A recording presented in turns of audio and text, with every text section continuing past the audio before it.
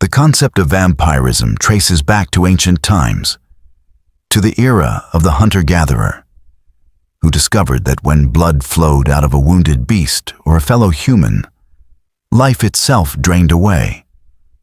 Blood was seen as the source of vitality. Thus, men smeared themselves with blood and sometimes drank it. The idea of consuming blood to renew one's vitality subsequently entered human history. For the vampire, indeed, the blood is the life, as Dracula says in Bram Stoker's novel, referencing Deuteronomy 12:23. Though the actual biblical passage serves as a warning against the consumption of human blood, belief in vampires is universal, documented in ancient Babylon, Egypt, Rome, Greece, and China. Accounts exist in completely separate civilizations where direct cultural exchange would have been impossible. The vampire is known by various names: Vrikolakis, Brikilakos, Barbarlakos, Borborlakos, or Bordulakos in modern Greek, Katakanos or Baital in ancient Sanskrit, Upiri in Russian, Upiori in Polish, and Blutsauger in German, among others. The ancient Chinese feared the Jiangshi, a blood-drinking demon.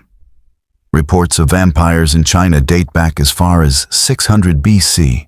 Depictions are also found on Babylonian and Assyrian pottery, dating thousands of years before Christ. This belief flourished in the New World as much as the Old. Ancient Peruvians believed in a class of devil worshippers called Canchas or Pumapmakuksh, who sucked the blood of sleeping youths to steal their life force. The Aztecs sacrificed the hearts of prisoners to the sun, believing their blood fueled the sun's continuing energy.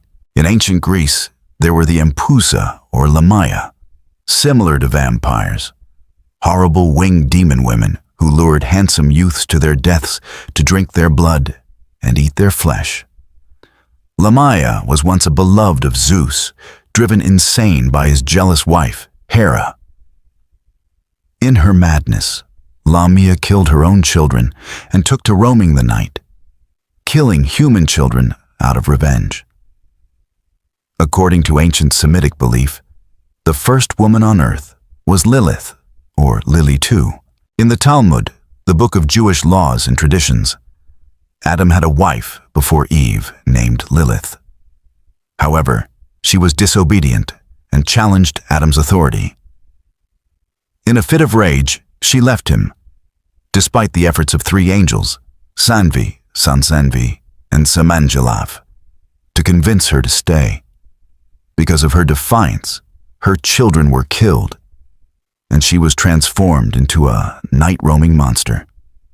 Eve then appeared and bore Adam children. Consumed by jealousy, Lilith sought revenge by killing the sons and daughters of Adam and Eve. Since all humans are descended from them, medieval Jews used special amulets to defend themselves against her attacks. In the early Christian era, the scholar Bava Bhuti wrote classic Indian tales, including 25 stories of a vampire that animates dead bodies and is seen hanging upside down from a tree like a bat. The Hindu deity Shiva shares many similarities with the vampire, being both creator and destroyer. Behind the vampire lies the Oriental concept of the eternal return, in which nothing is ever truly destroyed, but instead returns in endless recreations and reincarnations. Evidence that vampires were considered essentially female, lacking male organs, comes from St. Augustine and the early church fathers. Augustine wrote that demons possess bodily immortality and passions like human beings, but cannot produce semen. Instead, they were thought to gather semen from living men and inject it into sleeping women to cause pregnancy. Saint Clement testified that while demons have human passions, they lack organs, leading them to use human bodies to fulfill their desires. During the 18th century, a renowned vampire named Peter Poglojewicz emerged in a small village in Hungary. Following his death in 1725, his body was exhumed. Fresh blood was found flowing from his mouth, and the corpse showed no signs of rigor mortis or decay. Local peasants burned the body. In 1732, the case of the Serbian vampire Arnold Pajol stimulated scientific research on the subject.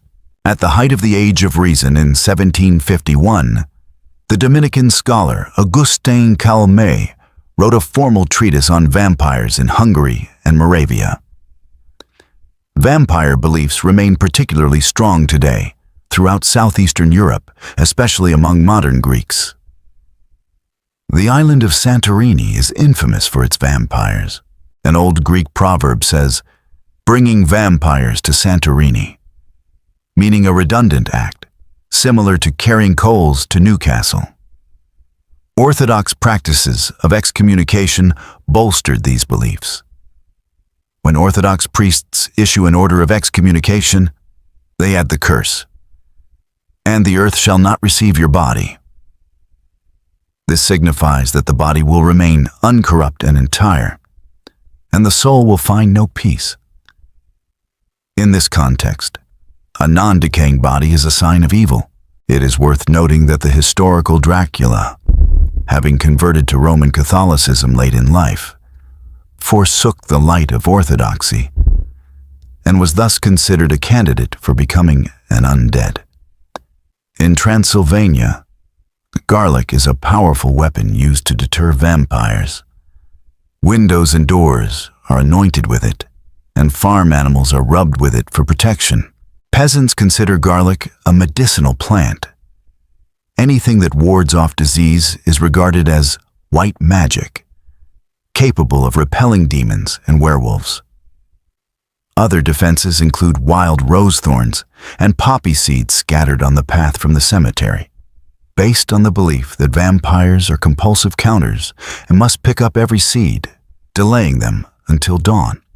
The ultimate way to destroy a vampire is to drive a stake through its heart or navel during the day while it rests in its coffin. The stake should be made of ash or aspen wood. In some parts of Transylvania, red-hot iron bars are used. As an added precaution, the body is burned. In Romania, the term for the undead, moroi, is more prevalent than the term for a blood drinker, strigoi. Strigoi are literally demon birds of the night that fly after sunset, consume human flesh, and drink blood. Who can become a vampire? In Transylvania, candidates include criminals, bastards, witches, magicians, the excommunicated, those born with teeth or a caul, amniotic membrane, and unbaptized children. The seventh son of a seventh son is also doomed. To detect a vampire in a cemetery, Hungarians would seat a virgin child on a solid-colored virgin horse that had never stumbled. Wherever the horse refused to pass was believed to be the grave of a vampire. While modern urban culture may view these superstitions as provincial ignorance, the belief in the vampire is a poetic and imaginative way of confronting death and the life beyond. The vampire belongs to the common store of images that psychologists call symbols. Jung stated that a symbol implies something vague, unknown, hidden within us. The vampire possesses powers similar to those of 20th century comic book characters. During the day, he is vulnerable and ordinary, much like Clark Kent or Bruce Wayne, but he acquires great power at night. The connection between Dracula, the devil, and the bat is clear in Romanian folklore, where the devil can transform into an animal or a black bird. The bat is the only mammal that flies, defying gravity. Contrary to popular belief, the bat is not a flying rat.